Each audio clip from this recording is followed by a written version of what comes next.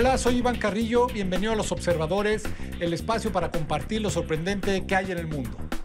Según el Instituto Nacional del Cáncer de los Estados Unidos, hasta el 39% de las personas recibirán en algún momento un diagnóstico de cáncer. Hoy vamos a platicar de esa enfermedad con el doctor Alonso Herrera Montalvo, director de investigación del Instituto Nacional de Cancerología, quien nos describe las principales líneas de estudio para encontrar un tratamiento efectivo. Esto es Los Observadores.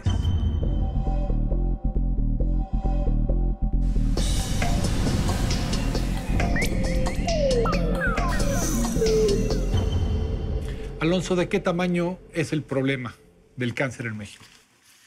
Bueno, el cáncer es un grupo de enfermedades que actualmente ocupan el segundo lugar en causalidad de muerte en nuestro país. ¿Solo después de? Solo después de las enfermedades cardiovasculares. Entonces, estamos hablando de un número muy importante de individuos que cada año se mueren en México por algún tumor maligno. ¿Tenemos alguna idea cuántas personas fallecen? Digo, ¿alguna cifra aproximada? Pues, mira, el problema en México es que justamente las cifras son aproximadas porque no tenemos un registro que tenga una base poblacional. Los registros que se tienen son con base en los reportes de los hospitales o con base en los reportes histopatológicos. Entonces, cada año son más de 100,000 casos que se reportan con estas bases que te estoy diciendo. Entonces, justamente se acaba de aprobar una moción, una ley, un cambio en la Ley General de Salud que hace ya obligatorio el registro. Un registro nacional de pacientes de cáncer con base poblacional, que se va a empezar en los próximos años. Y con esto vamos a tener un panorama más preciso de lo que es el cáncer o los cánceres, porque el cáncer son diversas enfermedades. De ahí que mis colegas clínicos sí manejen como que existen distintas enfermedades que se agrupan en un solo término que es cáncer. Pero biológicamente tienes un grupo de enfermedades que tienen características comunes. Una de las más importantes es que las células que conforman un tumor maligno proliferan mucho más rápido y de forma más eficiente que cualquier célula de tu cuerpo. Y estas células lo que tienen es que acumulan un gran daño en su información genética y lo van acumulando de forma paulatina primero y después de una barrera, esta acumulación se hace exponencial, de tal manera que las hace más eficientes para vivir en un ambiente hostil. Si tú hablas desde el punto de vista biológico y consideras a las células de un tumor como individuos, al igual que nosotros estamos expuestos a la evolución, a todas esas fuerzas que impiden que nosotros... La capacidad selectiva de reproducción, etc. Justamente al éxito de estas células que tienen para reproducirse en un ambiente que es muy complicado, es muy difícil. El cuerpo humano tiene muchas barreras que determinan que aquellas células que no se están comportando como las demás, las va a matar, las va a encaminar a que se mueran. Entonces las células tumorales deben contar con un arsenal para poder adaptarse a esos cambios o a esas situaciones adversas que les impone el organismo. Y pues son muy eficientes. Entonces forman tumores y no nada más forman tumores localmente, sino que son capaces después de formar tumores a distancia en otros sitios de donde se originaron inicialmente. Entonces, esto se conoce como metástasis. Y al final de cuentas, pues todos esos tumores que se van formando dentro de un organismo es lo que conlleva a la muerte de un individuo con cáncer. Entonces, digamos que las características más relevantes que tiene una célula tumoral es que no obedece las señales de proliferación que tiene una célula normal, no obedece las señales de muerte que tiene una célula normal, tiene mecanismos autogenerados, es decir, que propician su propia proliferación y además son capaces de acumular daño genético más pronto que una célula normal. Esos cambios genéticos, no lo vamos a llamar daño, sino cambios genéticos, la hacen más adaptable a situaciones en las cuales una célula normal se moriría. Y por lo tanto tienen un éxito y forman pues, una colonia de células que es un tumor al final de cuentas. ¿Qué hemos comprendido de este funcionamiento del cáncer que nos ha llevado quizá a un mejor tratamiento? Pues justamente los avances más relevantes que se han tenido en los últimos años es en entender estos mecanismos que hacen que la célula prolifere de una manera más eficiente, evada los mecanismos de muerte y que pueda acumular este daño de una forma más eficiente. Inclusive que evada el sistema inmunológico, lo module en algunas partes a su favor.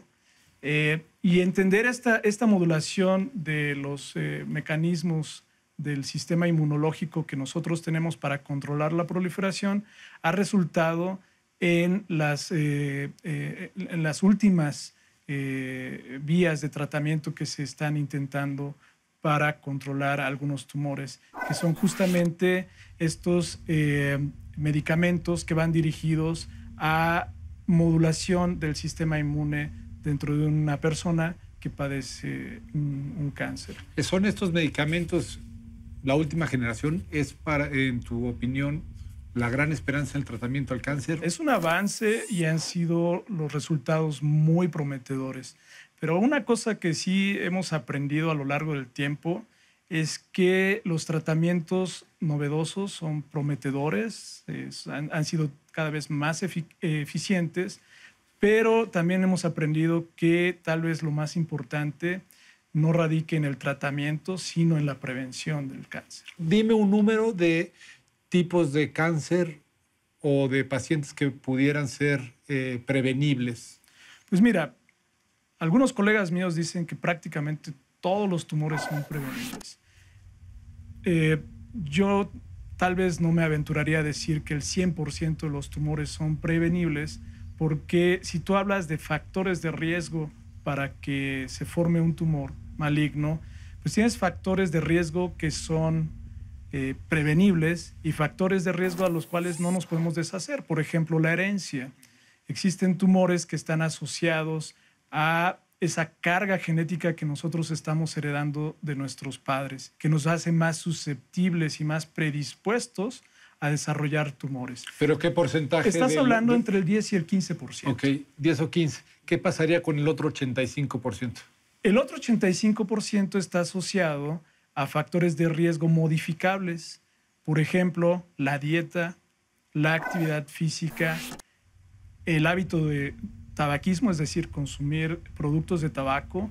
Tan solo ese factor de riesgo, el tabaquismo, te incide en aproximadamente el 30% de los casos de cáncer en el mundo. Pero me podría estar dando quizá la solución también para la diabetes, ¿no?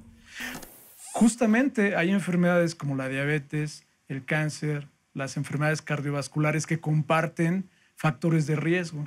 Entonces me dirías, Alonso, que hemos pasado mucho tiempo en la medicina para hoy darnos cuenta que realmente lo que nos hace preservar la salud es alimentación, ejercicio y hábitos. Entonces, dentro de esos hábitos está el tabaquismo, el consumo de alcohol, por ejemplo, ese es otro factor de riesgo, tal vez no tan importante como el consumo de tabaco, pero sí tiene, el consumir alcohol incide en la frecuencia de algunos tumores. Y bueno, la obesidad, o sea, la obesidad resultado del consumo alto de calorías y la inactividad física. Existen algunos otros factores a los cuales estamos expuestos en países como el nuestro, por ejemplo, las infecciones. Las infecciones, hay algunos tumores que están asociados a ellas. Alrededor del 20% de los tumores en el mundo se asocian a infecciones. Y estoy hablando, por ejemplo, del virus del papiloma humano, del virus de la hepatitis B o C, y en algunos países, no es el caso nuestro, algunos parásitos. Entonces, si tú conjuntas estos tres grandes factores, como pueden ser vamos a englobar a la obesidad como todo lo que tiene que ver más bien con el consumo de calorías y la inactividad física, los factores de riesgo asociados a enfermedades infecciosas y el consumo del tabaco, estás hablando entre un 80 y tal vez un 90% de casos de cáncer que puedas prevenir. ¿Cuál es entonces la solución? Estamos hablando de algo que me parece que las campañas serían insuficientes. Estamos hablando de reeducar a la población. Tenemos que empezar quizá en las aulas de primaria o en preescolar. ¿De qué estamos hablando cuando me dices cambiemos radicalmente la forma en que nos comportamos socialmente? Sí, de hecho la prevención se trata de educación. Y la educación desde el nivel que tú quieras. Puedes hablar desde los niños que están yendo apenas a la escuela hasta el médico, incluso general, que ya está formado y que no tiene un conocimiento de qué hacer cuando un paciente se le acerca con ciertos síntomas que podrían encaminarlo a pensar en un tumor maligno y lo está manejando como si fuera una enfermedad distinta. ¿Qué hace esto? Que cuando llega a instituciones de salud, que en México se conocen como de tercer nivel, es decir, institutos nacionales de salud o hospitales como el siglo XXI, pues los casos llegan en etapas muy avanzadas. Esto, pues obviamente, repercute en el éxito que se tiene en el tratamiento. Entre más avanzado esté el caso de una persona que porta un tumor, menos éxito tiene en el tratamiento. La prevención no nada más se hace en el sentido de comportarnos, no consumir o exponernos a factores de riesgo, sino también de tener ese comportamiento de ir al médico. Esa sensibilización de prevenir, revisarse y saber que hay síntomas. Algunos tumores se pueden detectar a tiempo con algunas metodologías que existen, no todos. De hecho, los menos se pueden detectar con estas pruebas de laboratorio. Y estoy hablándote, por ejemplo, del cáncer de cervix o también el cáncer de colon o el cáncer de próstata. Y eso lo que nos obliga es a ir de forma rutinaria al médico para estar controlando ciertos valores de algunos marcadores que pueden indicar que existe ya el inicio de un tumor maligno. Pues Alonso, clarísimo, la prevención, la mejor arma contra el cáncer. Muchas gracias por estar aquí en Los Observadores. Gracias, Iván, por tu invitación.